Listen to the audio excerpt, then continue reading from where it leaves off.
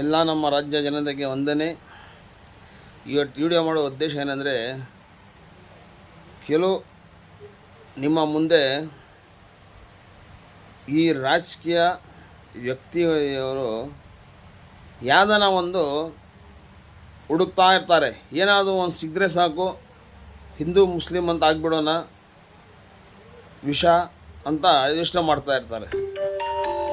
ಬಾಂಗ್ಲಾದೇಶನಲ್ಲಿ ಅನ್ಯಾಯ ಆಗಿದೆ ಹಿಂದೂಗಳಿಗೆ ಅಂತ ನಮ್ಮ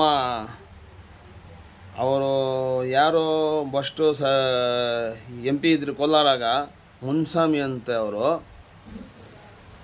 ಅದು ಇಟ್ಕೊಂಡು ಬಾಂಗ್ಲಾದೇಶ ಮಾತಿಗೆ ಹಿಂದೂಗಳಿಗೆ ಅನ್ಯಾಯ ಆಗ್ತಾಯಿದೆ, ಅವ್ರಿಗೆ ನ್ಯಾಯ ಕೊಡಬೇಕು. ಇಲ್ಲಿ ಆಗಿರೋದು ಬಾಂಗ್ಲಾದೇಶಲ್ಲಿ ಆಗಿರೋದು.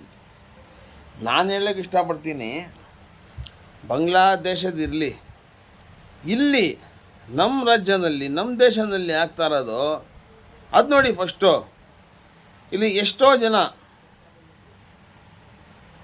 ಊಟ ಇಲ್ಲ, ತಿನ್ನೋಕ್ಕೆ ಹಾಕೋಕ್ಕೆ ಬಟ್ಟೆ ಇಲ್ಲ, ಆ ಪರಿಸ್ಥಿತಿಯಲ್ಲಿ ಇದ್ದಾರೆ. ಫಸ್ಟ್ ಅವ್ರಿಗೆ ನೋಡ್ಬೇಕು ನಾವು, ಆಮೇಲೆ ಬೇರೆ ದೇಶ ಯೋಚನೆ ಮಾಡ್ಬೇಕು ನಾವು ನಮ್ಮ ಅಕ್ಕಪಕ್ಕ ಮನೆಯವರು ತಿಂತಾ ಇದ್ದಾರೆ ಇಲ್ಲ, ಚೆನ್ನಾಗಿದ್ದಾರೆ ಇಲ್ಲ, ಅದು ನೋಡಬೇಕು ನಾವು. ಆಮೇಲೆ ಬೇರೆ ಊರ ವಿಷಯ ನಾವು ಮಾತಾಡೋಣ. ಇಲ್ಲಿ ನಮ್ಮ ಮನೆಯಲ್ಲಿ ಸರಿ ಇಲ್ಲ, ನಮ್ಮ ಮನೆಗಳಾಗ 106 ತುಡ್ಗಳು ಬಿದ್ದಿದೆ, ಅದು ಬಿಟ್ಬಿಟ್ಟು ಯಾವುದು ಎತ್ಕೊಳ್ತಾರೆ. ಇನ್ನೊಂದು ವಕ್ಫ್ ಎತ್ಕೊಂಡು ಎಲ್ಲ ಯಾವ ದೇವಸ್ಥಾನಗಳದು ಕಳ್ತನ ಮಾಡಿ ಜಾಗಗಳು ವಕ್ಫ್ಗೆ ಬರ್ಕೊಂಡು ಬಿಟ್ಟಿದ್ದಾರೆ ಅಂತ ಹೇಳ್ತಾರೆ ಇವರು ಸಂಸದರು, ಮಾಜಿ ಸಂಸದರು. ಈ ಥರ ಹೇಳಿನೇ ಅವ್ರಿಗೆ ಸರಿ ಟಿಕೆಟೇ ಕೊಟ್ಟಿಲ್ಲ BJPಯಾಗ. ಈ ಥರ ಹೇಳ್ತಾರಂತ ಅವರೇ ಟಿಕೆಟ್ ಕೊಟ್ಟಿಲ್ಲ. ನಾನು ಕೇಳೋಕ್ಕೆ ಇಷ್ಟಪಡ್ತೀನಿ, ಮಿಸ್ಟರ್ ಮುನ್ಸ್ವಾಮಿ ಅವರ, ನಿಮಗೆ IAS ಆಫೀಸರ್ ಬಂದರೆ ಕೋಲಾರ್ಗೆ ಮುಸ್ಲಿಮು ಯಾರ್ಯಾರು ಬರ್ತಾನೆ ಅವನು 10 ಎಕರೆ ಜಾಗ ಕೊಟ್ಟೋಗ್ಬಿಡ್ತಾನಂತೆ ಅಂತ ಇವರು ಹೇಳಿದ್ದಾರೆ. ನಾನು ಕೇಳ್ತೀನಿ, ಮಿಸ್ಟರ್ ಮುನ್ಸ್ವಾಮಿ ಅವರೇ, ಎಷ್ಟು ಮುಸಲ್ಮಾನು ಜಿಲ್ಲೆ ಅಧಿಕಾರಿಯಾಗಿ ಬಂದಿದ್ದಾರೆ, ಎಷ್ಟೇ ಜಮೀನು ಕೊಟ್ಟಿದ್ದಾರೆ, ಅದು ಸ್ವಲ್ಪ ಬಿಡಿಸಿ ಹೇಳಿ, ನಮಗೇನು ಗೊತ್ತಾಗಲಿ. ಯಾಕಂದರೆ ನಮ್ಮ ದೊಡ್ಡವರು, ನಮ್ಮ ಲೀಡ್ರು ಯಾರು ಎಷ್ಟೆಷ್ಟು ತಿಂದಿದ್ದಾರೆ ಗೊತ್ತಾಗಲಿ ನಮಗೇನು. 1000ಕ್ಕೆ ಒಬ್ಬರು ಯಾರೋ ಒಂದು ಮುಸಲ್ಮಾನು IAS ಆಫೀಸರ್ ಆಗೋದು, ಅದಕ್ಕೇನು ನಿಮಗೆ ನೋಡೋಕ್ಕಾಗಲ್ಲ. ಅದಕ್ಕೇನು ಹೊಟ್ಟೆ ಉರಿ ನಿಮಗೆ. 1000ಗೆ ಒಬ್ಬನೇ ಆಗೋದು, ಅದಕ್ಕೆ ನಿಮಗೆ ಹೊಟ್ಟೆ ಉರಿ. ಯಾರು ಬರ್ತಾನೆ ಆತನು 10 ಎಕರೆ 20 ಎಕರೆ ಬರ್ದೋಗ್ಬಿಡ್ತಾನಂತೆ. ಯಾರು ಎಷ್ಟು ಎಕರೆ ಬರ್ದಿದ್ದಾನೆ, ಯಾರ್ಯಾರು ಎಷ್ಟು ತಗೊಂಡಿದ್ದಾರೆ, ಸ್ವಲ್ಪ ಬಿಡಿಸಿ ಹೇಳಿ. ಯಾಕಂದರೆ ನಮಗೇನು ಗೊತ್ತಾಗಬೇಕು, ಯಾರು ಎಷ್ಟು ತಿಂದಿದ್ದಾರೆ ನಮ್ಮ ಲೀಡರ್ಸು ಅಂತ ಗೊತ್ತಾಗಬೇಕು ಪಬ್ಲಿಕ್ಕೇನು. ಈ ಥರ ವಿಷ ಬೀಜ ಹಾಕೋದು ಇನ್ನೂ ಬಿಟ್ಟಿಲ್ಲ ನೀವು. ನಿಮ್ಮೆಲ್ಲ ನಮಗೇನೋ ಕೋಪ ಇಲ್ಲ ಅಂದರೆ ಈ ಮಾತುಗಳಿಂದ ನಾವೆಲ್ಲ ಒಂದೇ ಕಡೆ ಹಿಂದೂ ಮುಸ್ಲಿಂ ಭಾಯಿ ಹಿಂಗೆ ಇದ್ದೀರಿ ನಾವು.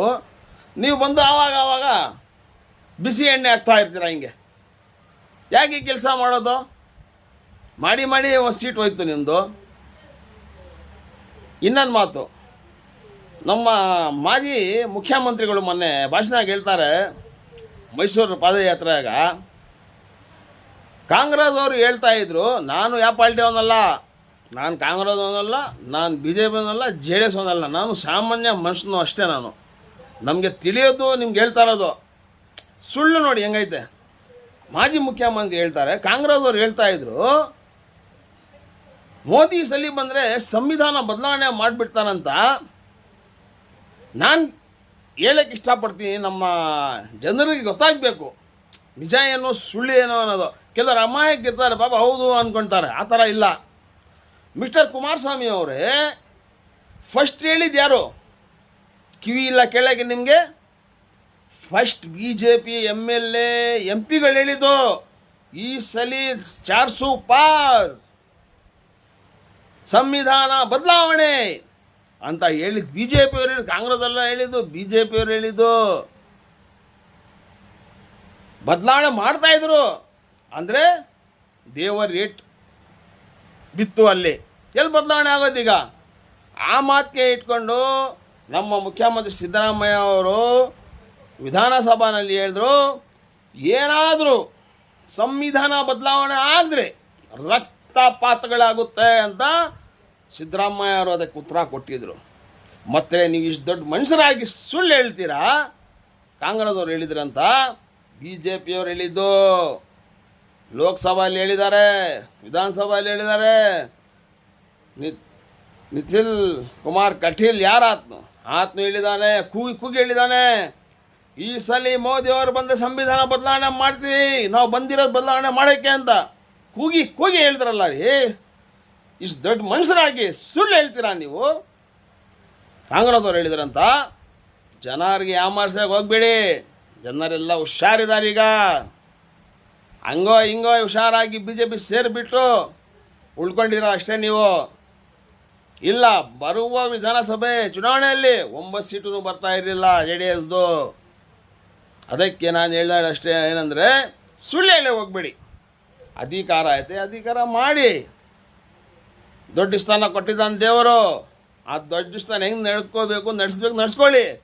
ಸುಳ್ಳು ಹೇಳಕ್ಕೆ ಹೋಗ್ಬೇಡಿ ದಯವಿಟ್ಟು. ಅಷ್ಟೇ ನಾನು ಹೇಳೋದು. ಯಾರಷ್ಟೇ ವಿಷ ಬೀಜ ಹಾಕುವ ಕೆಲಸ ಮಾಡಬಾರ್ದು, ಜನರಿಗೆ ಯಾಮಾರ್ಸೋಕ್ಕೆ ಹೋಗಬಾರ್ದು. ನೋಡ್ರಿ, ಸಾಯಂಕಾಲವರೆಗೂ, ಬೆಳಗಿಂದ ಸಾಯಂಕಾಲವರೆಗೂ ನಾವು ಹಿಂದೂಗಳ ಜೊತೆ ವ್ಯಾಪಾರ ಮಾಡೋದು. ಅದು ಯಾವ ಹಿಂದೂಗಳು ಕಷ್ಟದಲ್ಲಿ ಇರೋದು ನಮಗೆ ಗೊತ್ತಿಲ್ಲ, ಯಾವ ಹಿಂದೂಗಳಿಗೆ ಅನ್ಯಾಯ ಆಗ್ತಾರೋದು ನಮಗೆ ಗೊತ್ತಿಲ್ಲ. ಈ ಮುನ್ಸ್ವಾಮಿರು ಹೇಳ್ತಾರೆ ಹಿಂದೂಗಳಿಗೆ ಅನ್ಯಾಯ ಆಗ್ತದೆ, ಬಿ ಜೆ ಪಿಯವ್ರು ಹೇಳ್ತಾರೆ ಹಿಂದೂಗಳಿಗೆ ಅನ್ಯಾಯ. ಯಾವ ಹಿಂದೂಗಳಿಗೆ ಅನ್ಯಾಯ ಆಗ್ತಾ ಇರೋದು? ಹಿಂದೂ ಅಂದರೆ ಯಾರು ನಮ್ಗೆ ಗೊತ್ತಾಗಿಲ್ಲ ಇವತ್ತರೆಗೂ. ಯಾಕಂದರೆ ನಾವು ವ್ಯಾಪಾರ ಮಾಡೋದು ಹಿಂದೂಗಳ ಜೊತೆನೇ. ಇವತ್ತರೆಗೂ ಅವ್ರು ನಮ್ಗೇನು ಹೇಳಿಲ್ಲ, ನಾವು ಅವ್ರಿಗೇನು ಹೇಳಿಲ್ಲ. ನಾವೆಲ್ಲ ಅವ್ರ ಅಣ್ಣ ತಮ್ಮರಾಗಿದ್ದೀವಿ. ಅದು ಯಾವ ಹಿಂದೂಗಳಿಗೆ ಅನ್ಯಾಯ ಆಗ್ತಾ ಇರೋದೋ ಇವರೇ ಹೇಳಬೇಕು ನಮಗೆ. ನಮ್ಮ ಅಕ್ಕಪಕ್ಕ ಮನೆಯಲ್ಲಿ ಹಿಂದೂಗಳಿದ್ದಾರೆ, ನಮ್ಮ ಅಂಗಡಿಗಳ ಹತ್ರ ಹಿಂದೂಗಳಿದ್ದಾರೆ, ನಮಗೆ ಹಾಲು ಹಾಕೋರು ಹಿಂದೂಗಳು, ನಮಗೆ ನೀರು ಹಾಕೋರು ಹಿಂದೂಗಳು, ನಾವು ವ್ಯಾಪಾರ ಹೋಗಿ ಮಾಡೋದು ಹಿಂದೂ ಅವ್ರ ಹತ್ರ. ಮತ್ತು ಅನ್ಯಾಯ ಹಿಂದೂಗೆ ಆಗ್ತಾ ಇರೋದು ಮುನ್ಸ್ವಾಮಿ ಅವರೇ. ಇದೆಲ್ಲ ನಾನು ಜನರಿಗೆ ಹೇಳಕ್ಕೆ ಇಷ್ಟಪಡ್ತೀನಿ. ನೋಡ್ರಿ, ರಾಜಕೀಯ ಅವರು ಲಾಭಕ್ಕೋಸ್ಕರ ಅವ್ರು ಯಾರಿಗೆ ಬೇಕಾದರೆ ಫಿಟ್ಟಿಂಗ್ ಇಟ್ಬಿಡ್ತಾರೆ, ಅವ್ರ ಲಾಭ ಆಗಬೇಕಷ್ಟೇ. ಅದಕ್ಕೆ ನಾನು ಹೇಳ್ತೀನಿ ಜನರಿಗೆ, ಯಾರು ಮಾತು ಕಿವಿ ಹಾಕ್ಕೊಂಡಿರ ನಿಮ್ಮ ಕೆಲಸ ನೀವೀವಿ. ಈ ರಾಜಕೀಯ ವ್ಯಕ್ತಿ ಅವ್ರ ಲಾಭಕ್ಕೋಸ್ಕರ ಬೇಕಾದರೆ ಅಣ್ಣ ತಮ್ಮನಿಗೆ ಸಪ್ರೇಟ್ ಮಾಡಿಬಿಡ್ತಾರೆ, ಅಂಥ ರಾಜಕೀಯ ಅವರು. ಇದಕ್ಕೆ ನಾನು ಹೇಳಕ್ಕೆ ಇಷ್ಟಪಡ್ತೀನಿ, ಎಲ್ಲ ಹಿಂದೂ ಮುಸ್ಲಿಂ ಭಾಯಿ ಇರಬೇಕು. ಇದೇ ನಮ್ಮ ವಿಡಿಯೋ ಸಂದೇಶ ಅಷ್ಟೇ. ಜೈ ಹಿಂದ್, ಜೈ ಕರ್ನಾಟಕ, ಮೇರಾ ಭಾರತ್ ಮಹಾನ್.